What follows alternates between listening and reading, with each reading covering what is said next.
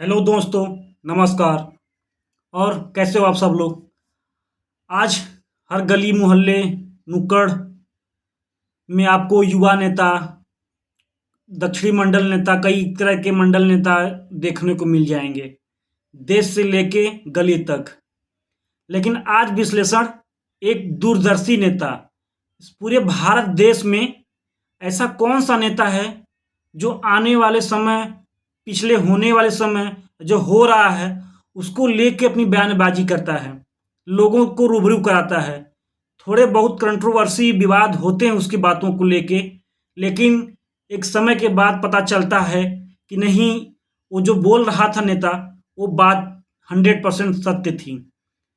तो आज उसी नेता के बारे में एक विश्लेषण किया जाए, जो अपने बयानों की वजह से, जिस टाइम दिया वो बयान, उसकी वजह से कंट्रोवर्सी तो हुई, लेकिन साल 2 साल समय बीतने के साथ साथ पता चला कि नहीं, कहीं न कहीं बातें सत्य थी और वो नेता दूरदर्शी था।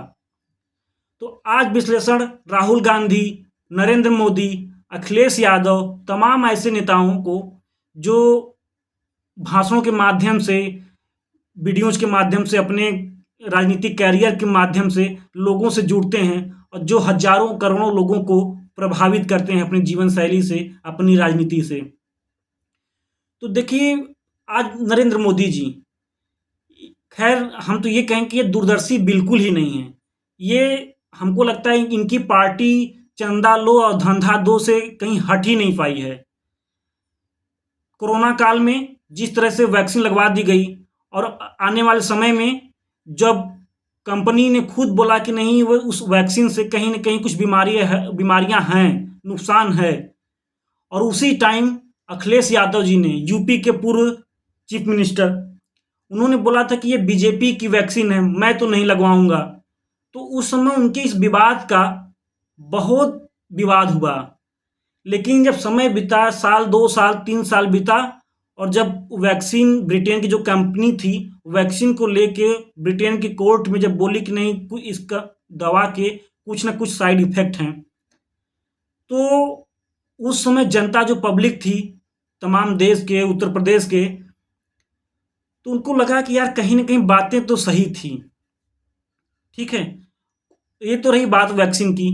अभी हाल ही में लोकसभा 2024 का चुनाव बीता, उसमें आप लोगों ने देखा था कि अखिलेश यादव बराबर अपने मंचों से, अपने रैलियों में ये बोला करते थे कि ये सरकार सेना को तो 4 साल की अग्निवीर बना दी है, और ये वर्दी वाले खड़े हैं, हमारे पुलिस वर्दी वाले, इनको भी बहुत जल्द ही अग्निवीर बना के छोड़ेगी और इनकी नौकरी 3 साल की कर देगी।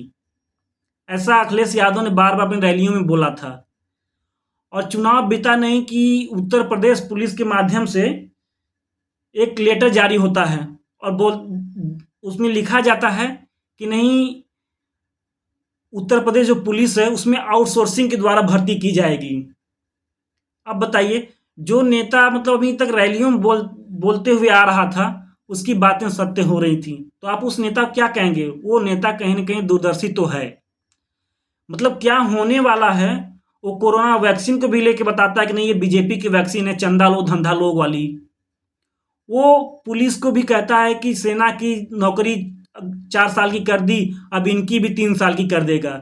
और चुनाव बीतता नहीं कि उत्तर प्रदेश पुलिस के द्वारा लेटर जारी कर दिया जाता है, और उसमें बता दिया जाता है कि जो उत्तर प्रदेश पुलिस है उसमें आउटसोर्सिंग की भर्ती की जाएगी।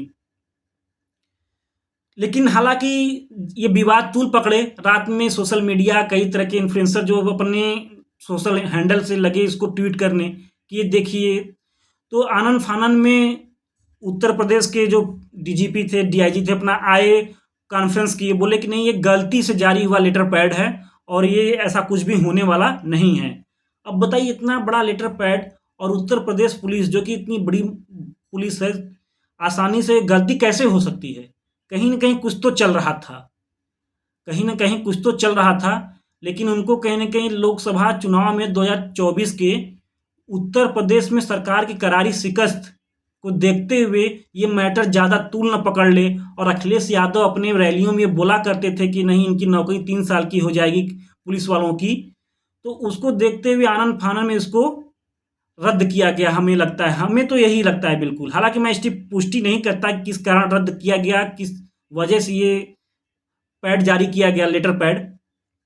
लेकिन कहीं न कहीं कुछ तो था। तभी, क्योंकि इतनी भारी मिस्टेक नहीं हो सकती। उत्तर प्रदेश की पुलिस कोई छोटी-मोटी पुलिस थोड़ा है पुलिस। एक मतलब जनसंख्या के मामले में देखा जाए तो सबसे बड़ी जनसंख्या के मामले में है उत्तर प्रदेश। एक उत्तर प्रदेश अपने आप में एक प्रदेश है, जो कि सेंट्रल में सरकारें बनवा देता है। लगभग मैक्सिमम प्रधानमंत्री अभी तक उत्तर प्रदेश से ही गए हैं। उसकी पुलिस से अगर इतनी बड़ी गलती हो जाए, तो ये कुछ समझ से परे हो जाता है।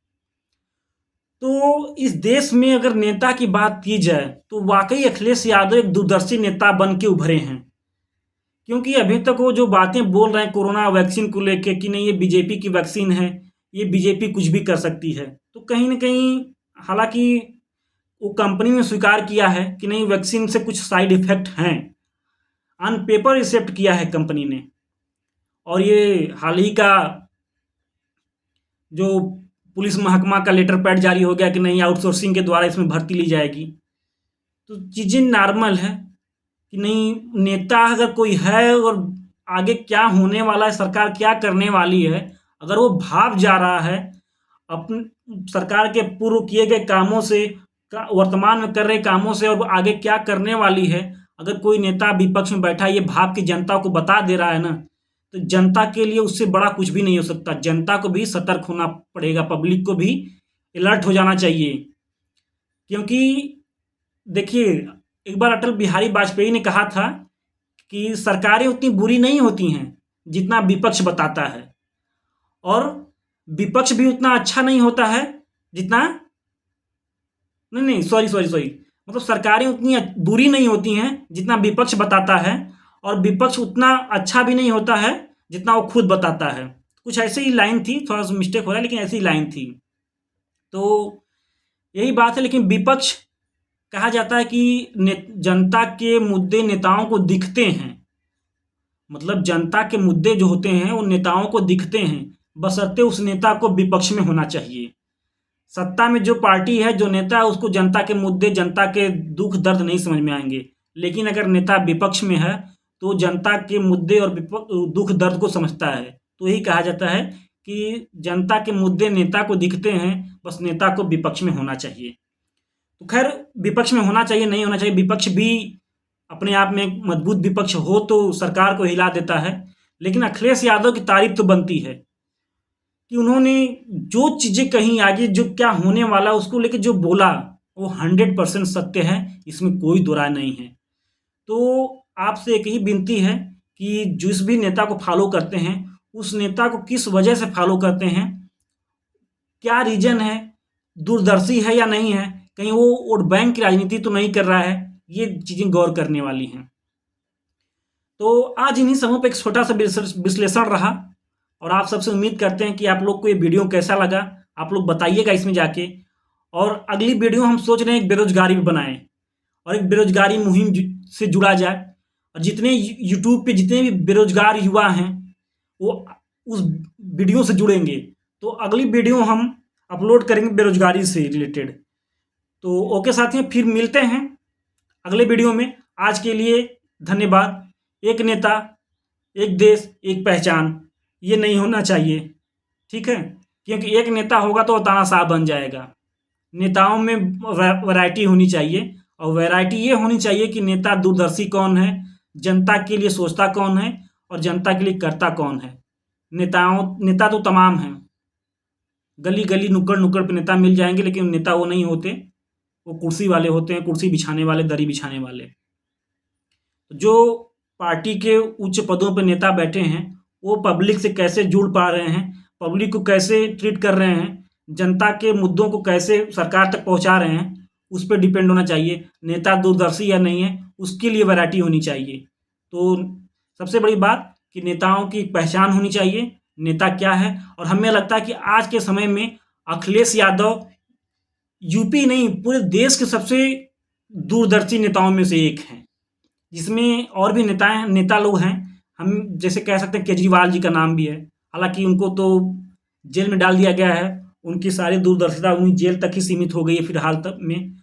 और एक कह सकते हैं राहुल गांधी जी, जिस तरह से उन्होंने इसलिए पिछले 5 सालों में अपने कद को बढ़ाया है, अपने इमेज को बदला है। अभी तक तो लग रहा था कि नहीं, ये देश के बारे में कुछ नहीं जानते, लेकिन जो लंबी-लंबी 2 यात्राएँ की, साउथ से लेके नॉर्थ तक, ईस्ट से लेके वेस्ट तक, और युवाओं से जो जुड़े हैं, युवाओं के जो मुद्दे उठाए हैं, बेरोज़गारी के जो मुद्दे उठाए हैं, तो उन्होंने अपनी इमेज को बदला है। तो देश में 3-4 नेता हैं, जिन पे आप ट्रस्ट कर सकते हैं। ट्रस्ट इसलिए कर सकते हैं कि ये आपके मुद्दे सरकार तक पहुँचाएँगे, क्योंकि सरकारें जब सत्ता में होती हैं, तो वो अंधी हो जाती हैं। तो अंधी सरकारों को जगाने के लिए विपक्ष का होना ज़रूरी है, और विपक्ष में कौन नेता है, जो जनता के मुद्दों को, युवाओं की बेरोज़गारी को पहुँचा सकता है। तो आज इन्हीं समय पे विश्लेषण था साथियों। अब आप बताइएगा कि आपकी नज़र में दूरदर्शी नेता कौन है? ठीक है साथियों, नमस्कार, खुदा हाफिज़।